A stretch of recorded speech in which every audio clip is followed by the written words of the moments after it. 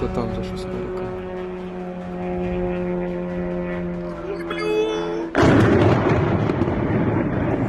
Здец, я єба. Ukraine is not stopping, and the time for warning is over. Just days ago, a massive crisis hit Moscow. 12 regions were blacked out after a massive Ukrainian strike, stranding 20,000 Russians in tunnels and halting all traffic on roads. While Putin was struggling to manage this panic, the head of the Ukrainian drone forces publicly announced that this was not some temporary inconvenience. This is the new reality. Widespread Russian blackouts are coming this winter. Hours after that announcement, Ukraine delivered on that promise.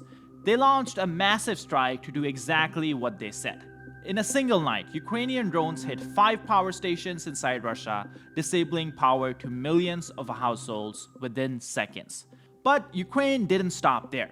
They also blew up the main pipeline located in Moscow that transport millions of tons of fuel, diesel, and gasoline to the Russian military.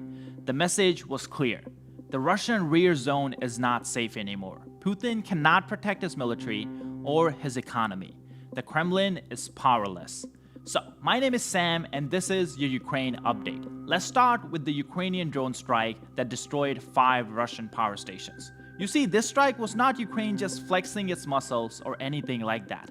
Just hours before this strike, Russia carried out a devastating attack on Ukrainian civilians, killing 15 and injuring 20. This was one of the deadliest days for Ukrainian citizens in the last few months. So, as President Zelensky promised just last month, Ukraine will hit back every time Russia attacks Ukrainian energy or Ukrainian citizens. That's exactly why Ukrainian drones attacked Russian power stations. Here's one of the regions that was under attack. This is what it looked like after the strike. Знаю, вот видос снимаю.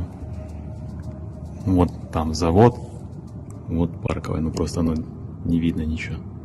2 фонаря горят, все, больше света нигде нет. Now, this was a huge strike, hitting 5 power stations across multiple different regions in the south and in the north, possibly millions of homes without power. But before we even talk about why this was so deadly, let me show you the aftermath of the attack that Ukraine carried out on October 31st, Halloween night. Now, we talked about this attack right when it happened. We covered how Ukraine carried it out and what kind of damage they did. But these are the reports that we got the very next day, when Russians started to wake up to their new reality. Massive blackouts crippled Moscow. It halted metro trains and traffic across the Russian capital. 12 regions in the Moscow Oblast, including the central Moscow city, had blackouts, and because of this, businesses were closed, offices were closed, and even some government buildings were closed.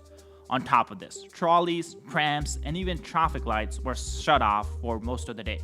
But the worst yet, 43 trains were stuck in tunnels. So when the light went out, they were inside a tunnel, and that's where they were stuck. And they had 20,000 passengers in them. The passengers had to be evacuated by the fire department because the power wasn't gonna come back anytime soon. Now, as I mentioned in my previous video, this was one of the biggest attacks Ukrainian forces have carried out in the last few months. 700, maybe 800 drones went inside Russia, and that's why the damage we see was so extensive.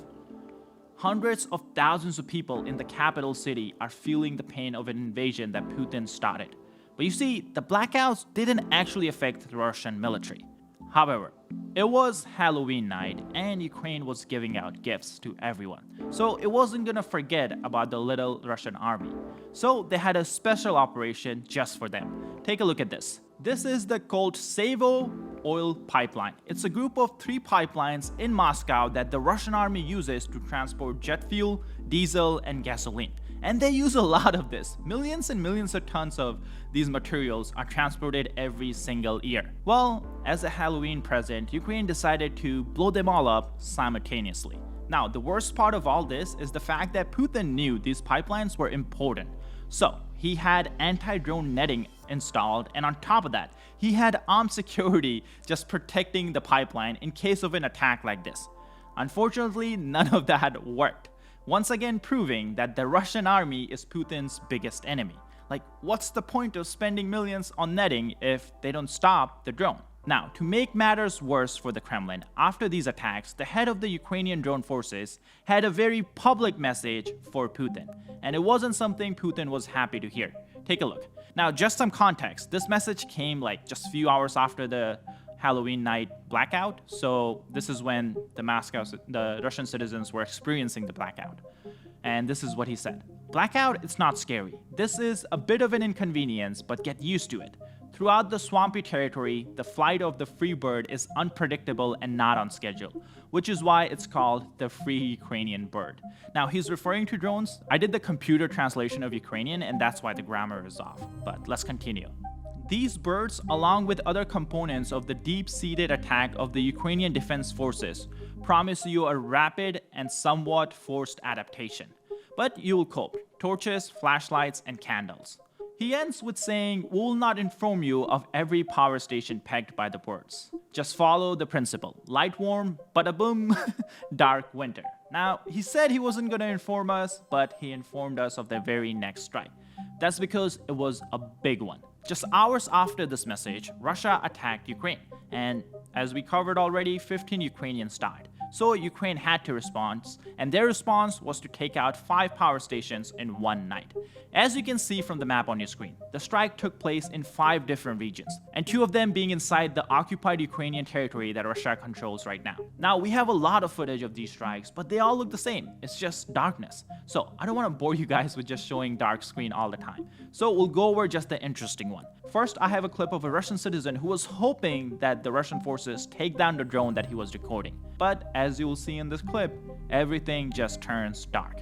Take a look.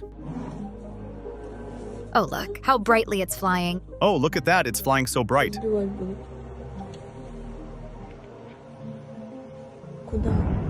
Now they will shoot it down. They're gonna shoot it down any second now. Куда?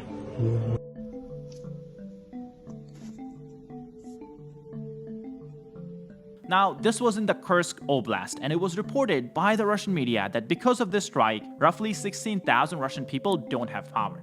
And that's just one substation. Let's go to the next one, and this is in the Lipetsk Oblast. I'm sure I'm butchering the pronunciation, but just take a look at the clip. Да ну нахуй, блядь. Now, this region, we don't have the exact number as to how many people were affected, but we'll calculate that just a little bit later based on the data we have about how much power was taken off from the Russian power lines. Now, this next power plant is in Luhansk. That's the occupied Ukrainian territory that's under Russian control. Take a look.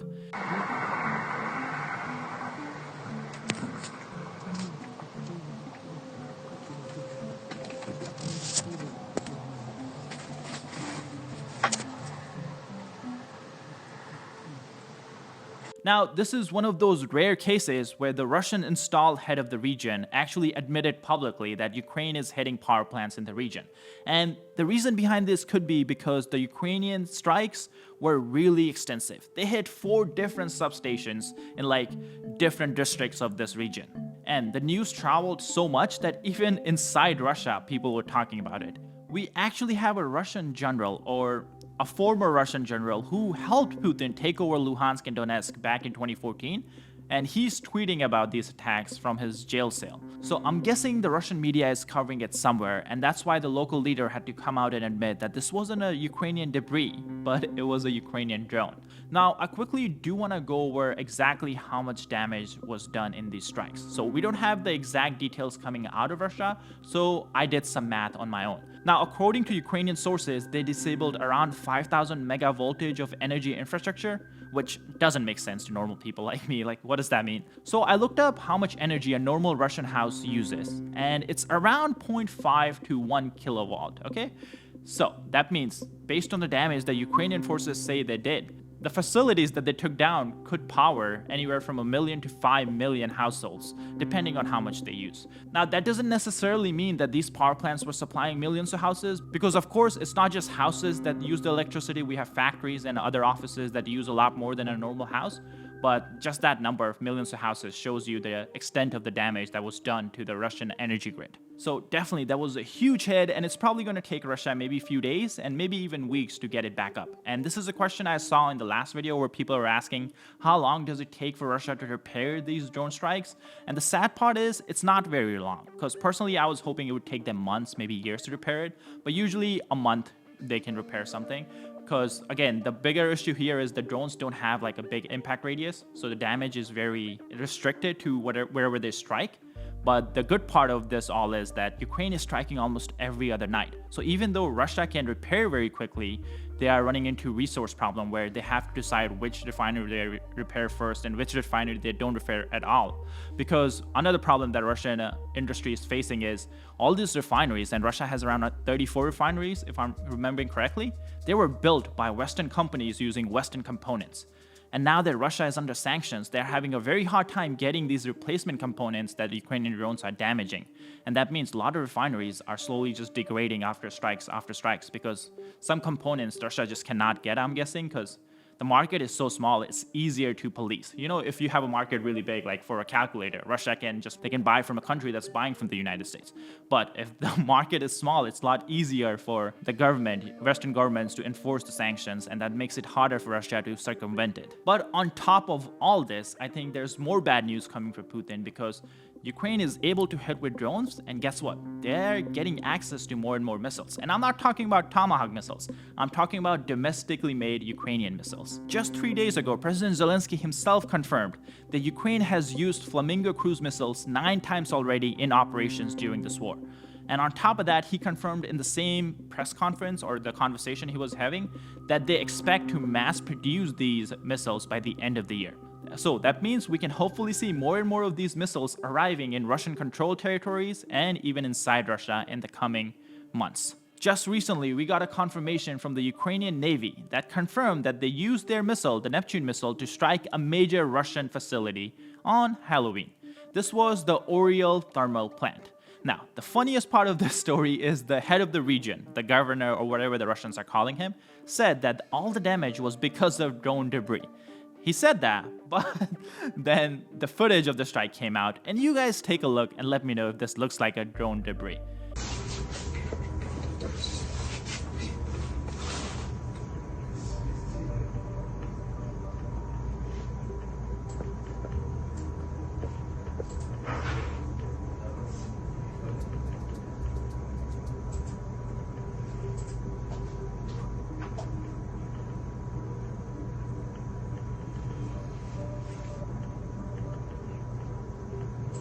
Now, as if this footage wasn't damning enough, Russian citizens who were living in the area, the residents of the area, they are used to drone strikes. So many of them publicly said that what they heard did not sound like a drone debris or a drone strike. It was something different. And the Ukrainian Navy says that strike was the Neptune missile.